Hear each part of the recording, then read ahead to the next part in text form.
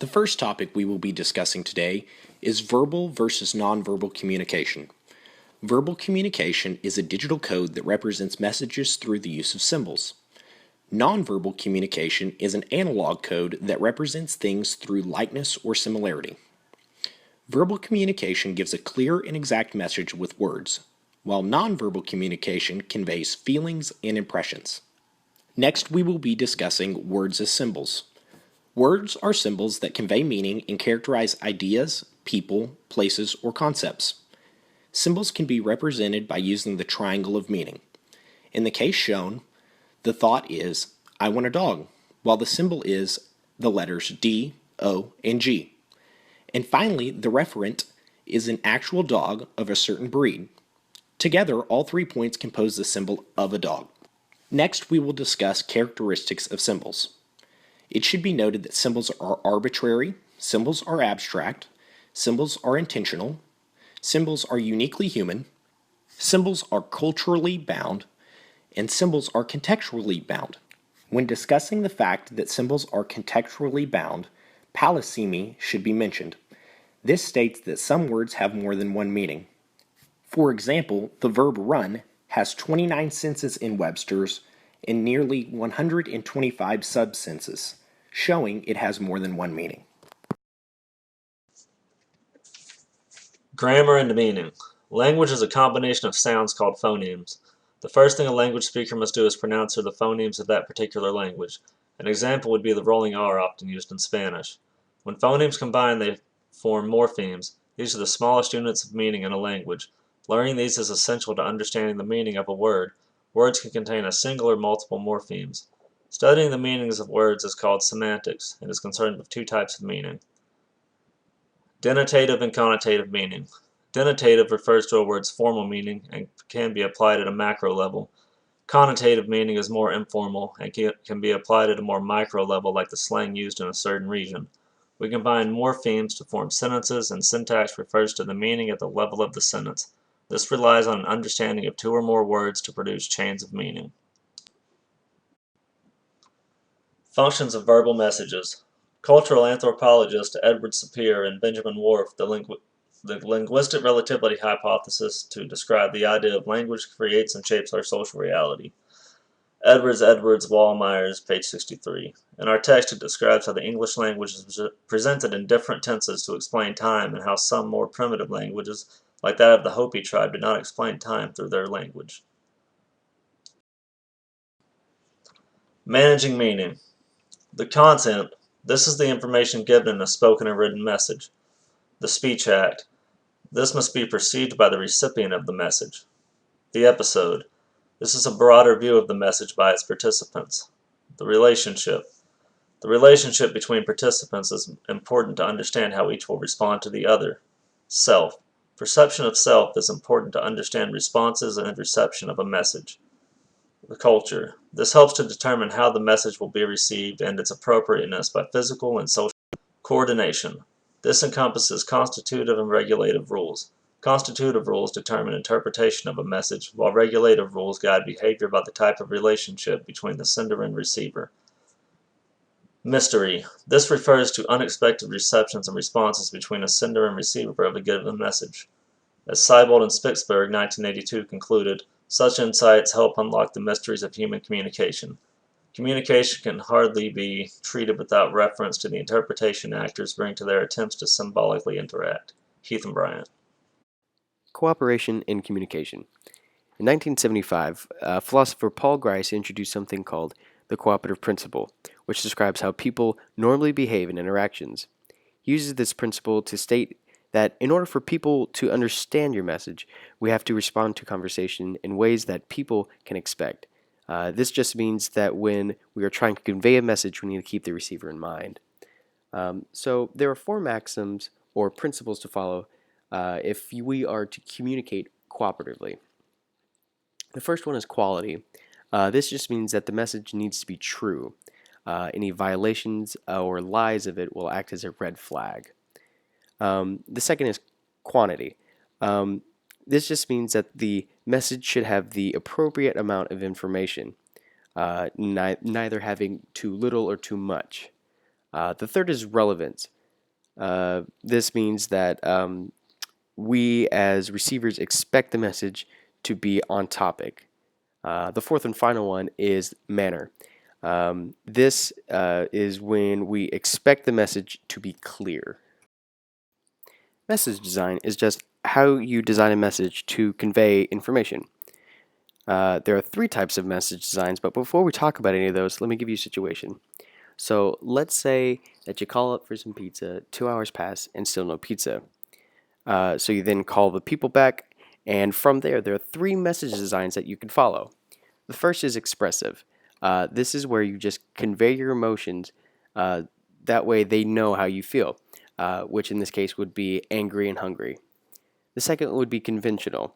This is where you really focus on trying not to violate any sort of social norm. You know that the guy's just trying to do his job. The third would be rhetorical. This is where you try to create a desired situation. All you want is a pizza, so you try to work the situation around to where you get your pizza. This last one has been found to be the most effective. The next topic we will be discussing is convergence. Convergence means that messages once delivered mainly through traditional writing and voice channels are increasingly delivered through computer-mediated technologies. For example, verbal messages can now be delivered through video chat, telephone calls, and social media such as Facebook.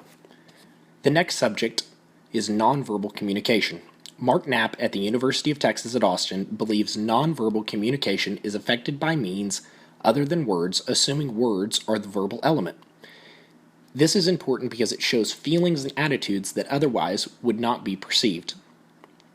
The next point to be discussed are the functions of nonverbal communication. These functions are repeating, which repeats the verbal message, assenting, which emphasizes a certain verbal point, conflicting, which contradicts the verbal message, complementing, which reinforces the verbal message, regulating, which manages the flow of the verbal communication, and substituting, which replaces the verbal message. An example of substituting would be pointing when you are asked where an item is located. The next topic to be discussed is codes of nonverbal communication, the first of which is vocalics, or the study of the use of voice to express self. Cues for vocalics are tone, volume, articulation, pitch, rate of speech, and the use of silence. An example of the use of silence would be not commenting if your best friend asks how their outfit looked. This would convey non-verbally that you do not like what they are wearing. Kinesics is a huge part of body language in communication. Gestures, emblems, illustrators, and other aspects of the body make up for 93% of communication. When you're speaking to someone, you may consciously be focused on what the other person is saying, but unconsciously your mind will be picking up the subtle hints of body language that the sender is giving off. Suppose that the sender is speaking to you about one of their coworkers and isn't saying many positive things, and while he or she is speaking, their arms are crossed and sitting in a slouched position. It would be fairly obvious to say that this person isn't fond of their coworker. If you were paying attention to this person's words, you might have been able to figure that out with just verbal cues. But body language made the message they were trying to convey absolutely certain. Gestures are very important in body languages. Emblems and illustrators are using your hands or body movements to replace and or outline what is being said. Effect displays show emotion with your body language. For example, clenching your fists when you're angry or crying when you're upset.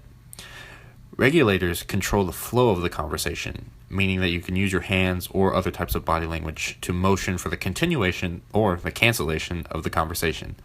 And finally, adapters or self-oriented tension relievers, which could be things like breathing exercises to keep yourself calm so you don't lose your temper on somebody.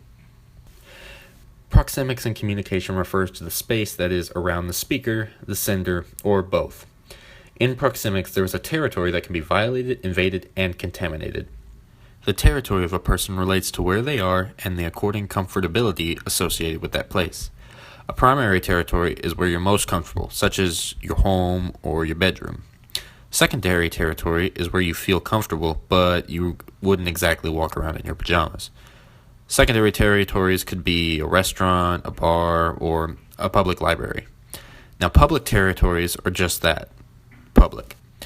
These include sidewalks, streets, or just open hallways in a university building. And finally, there is interaction territories, which are temporary private places, such as riding in your friend's car. Territories can be invaded by someone that you don't like or you wouldn't originally want in that territory, such as a roommate bursting into your own personal bedroom. Contamination occurs when something happens to the environment that makes that territory permanently uncomfortable, such as an uncomfortable experience or scenario unfolding in that territory. Another important factor in nonverbal communication is environment. Environment can be defined as the surroundings that shape the communication context. Von Glasserfeld defines environment as more of a conceptual process because it depends on creating associations between sensory experiences. This means that many things like architecture, lighting, color, furniture arrangements, smell, and cleanliness all factor together to create an environment. An environment that we are able to control ourselves is often a depiction of our own personality.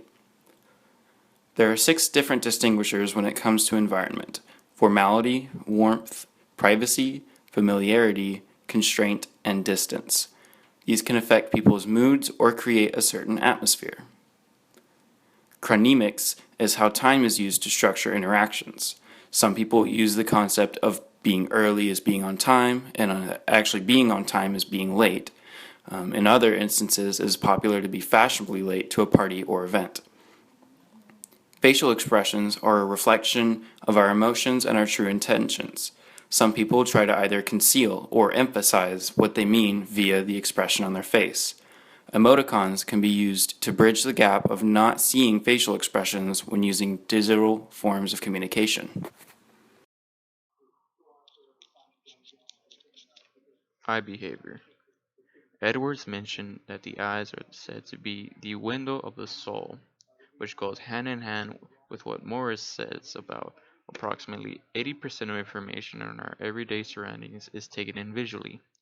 Eye behavior commands involvement with another person. Some nonverbal messages, such as yes or no, and emotions, for example.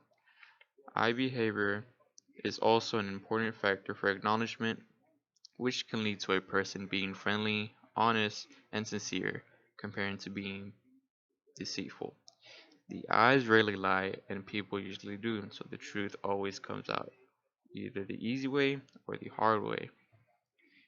In the picture, you can see that there are 7 different emotions shown. Notice how the eye behavior differs from picture to picture. The eyes are the window to the soul. Let's move on to haptics, which is the study of touch. Montague has said that of the 5 human senses, touch develops first. Even though it is one of our main senses, it is still the most complicated and most misunderstood. Touch is mainly influenced by relationships, situations, and cultures.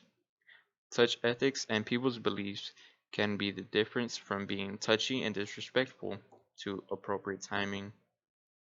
For example, a doctor's touch is quite different compared to an intimate touch.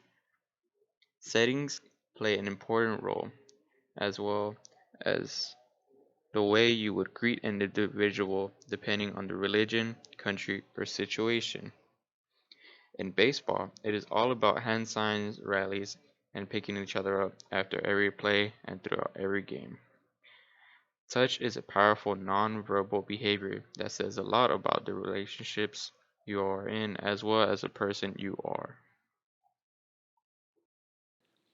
Physical appearance. Physical appearance is observable traits of the body and its accessories and extensions. This has 2 key points. One, it reveals a lot about who you are, and 2, it influences your perception of other people. Physical appearance is such things like body type, shape, and size. Improvement and convergence of nonverbal communication. Both these are very important topics in the communication age. And as you can see in the picture, there are expressions that he gives off and he doesn't give off. Both of these are very important and say a lot about the people. Certain aspects you can improve upon are physical appearance, voice, facial and eye expression, gestures, and touch. In the way of convergence, computer-mediated communication and social network will influence your nonverbal communication.